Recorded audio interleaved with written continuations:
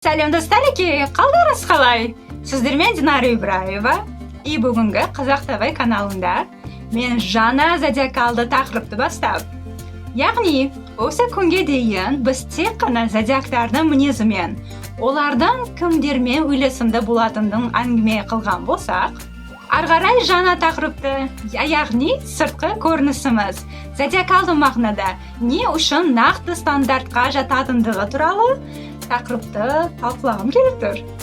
Себебі шынымен, оның да зодиакалды түсініктемесі болып, оған қарай тура күн, ай, немесе басқа планеталарда орын алған зодиак секілді біздің сыртқы физикалы ерекшеліктеріміз асцендентпен байланысты болар екен. Оған орай, әлбетте, асцендент зодиагы 12 жеке белгілерге бөлініп, әрине 12 әртүрлі сыртқы түрмен физикалық ерекшеліктерді көрсетеді. Яғни сол ДНК туылып келетін мемлекетімізден басқасы демекші. Мысалы, шаяндар асцендентінде туылған адамдарда романтикалық және жанашыр табиғатына байланысты жүрек тәрізде фигурасы болуы мүмкін. Күшті және өрік жігері жоғары тоқты асцендентінде кен иықтарымен және қабілетті бойымен танымал болуы мүмкін. Солайша асцендент терміні ол сіз сәби кезіндегі алғашқы тынысыңызды алған сәтте шығыс көкжиекте көтеріліп келе жатқан зодиак белгісін сипаттау үшін қолданылады. Астрологияда ол жанның денеге ену сәті деп аталады. Асцендент белгісі тағы сіздің басқалардың көзіне қалай қарайтындығыңызды көрсететін көрсеткіш болуы да мүмкін. Оны әркімнің сіз туралы алғашқы әсері деп ойлаңыз. Асцендент белгісі сіздің сыртқы қабілетіңізді, мінез құлқыңызды және жалпы өзіңізді қалай бейнелейтініңізді анықтайды. Сондай-ақ, асцендент сіздің туу диаграмма маңыздағы бірінші үйіңізді басқарады. Ол сіздің денеңізді, сыртқы қабілетіңізді және темпераментіңізді білдіреді. Сонымен бірінші үйіңізде, яғни сыртқы көрісіңізді түсіндіруші асцендентті анықтау жолында туылған нақты сағат, минут уақытына дейін білген жөн. Себебі асцендент белгісі шығыс көкжиегінде әр 2 сағатта алмасып көтерілетін зодиак болып есептеледі. Ал солай болса, тоқты белгісінде орын алған асцендент белгісі туралы әңгіме қылғанды бұл жерде. Қалды мағынада, тоқтылар басын басқаратын белгі болғандықтан, әрине, ондай адамдардың бірінші көзге көрінетін ерекшелігі баспен, жалпы бетпен байланысты болады. Сондықтан, тума тыртықтармен қалың қасты, тура ұрысқа даяр болатын ауыр, қатаң көзқарасқа, бетіндегі менмен ерекше көрінеді. Еркекше қатты, айтайлық супергеройский форматтағы бетке ие болады. Яғни жұмсақтықпен, ет аздау болады оларда. И сүйектері үлкен болғаннан, әрине олар өте тартымды көрінеді. От табиғатына кіруші тоқтылар, өзінде максималды отқа сәйкес қасиеттерді көрсетуші. Жанып тұрған қызғылт шаштармен бастап, беттегі сепкілер, тез қызаратын теріге, тағы да жанып тұрған тірі көзқарасқа ие болады. Сол шынымен отты адам қасыңызда тұрған секілді болып. Ал айтайлық басқалары, сондай-ақ жиі нәресте жүздері деп есептеледі. Олар шын мәнінде әлдеқайда жас көрінеді. Әдетте, тоқты асцендент жандарында күшті мұрнымен, жарқыраған күлкісі, тағы да ашкөз көздері от табиғатына сәйкес олжасын сол сәтте қолға кіріту ниетін дәлелдеп келеді.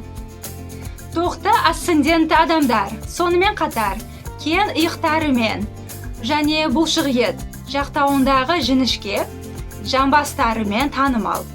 Олар жаттығуға бейім болмаса да, олар көбінесе епті, немесе спорттық денелі болып көрінеді.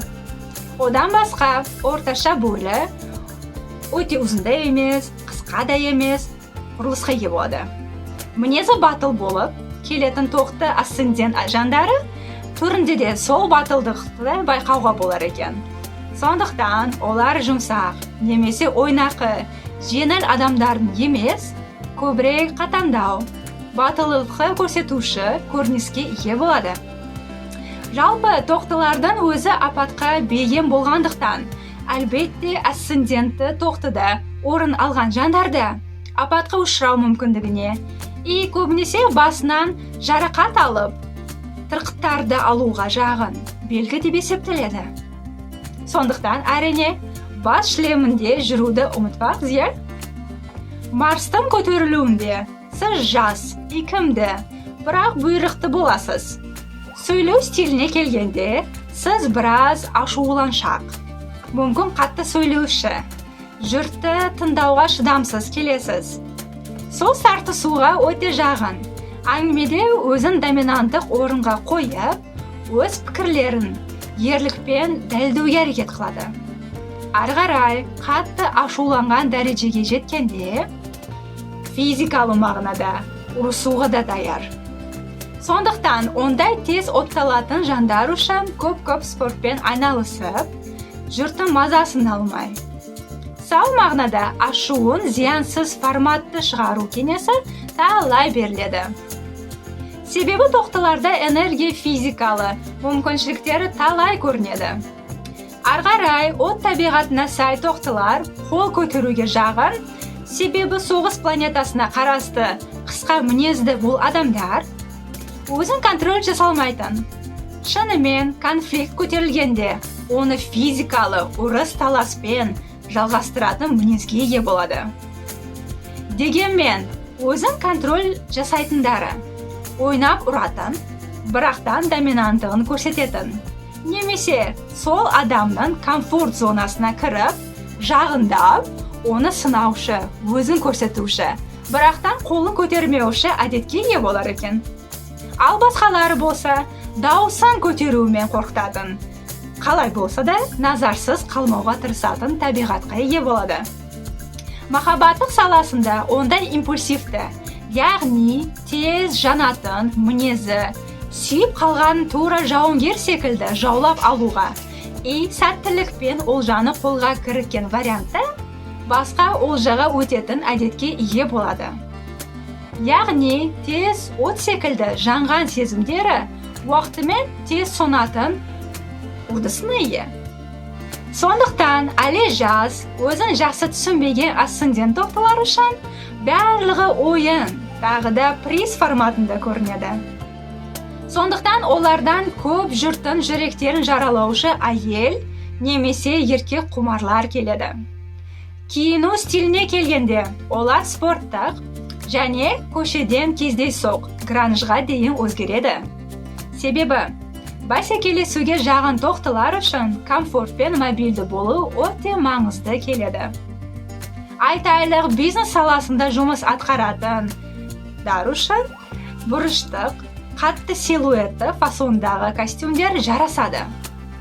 Тура сол қатан бетіңіздегі билігіңізді көрсетуші болады. Ақырында олар қараңғы және қызғылт реңдерді жақсы көреді. Қайталай, беті, басы ерекше көрінетін тоқтылар үшін әсіресе әртүрлі форматтағы бас бұйымдары кию кеңестер беріледі. Әлбетте, ақырында бүгінгі жасалған ақпарат сіздерге ұнаған жағдайда лайк, комментарий, подписка жасауды ұмытпаңыз. Сонда Қазақ ТВ каналында одан да көбірек видеороликтер келіп шыға береді. А дәл қазір болмаса, пока-пока. Arrivederci.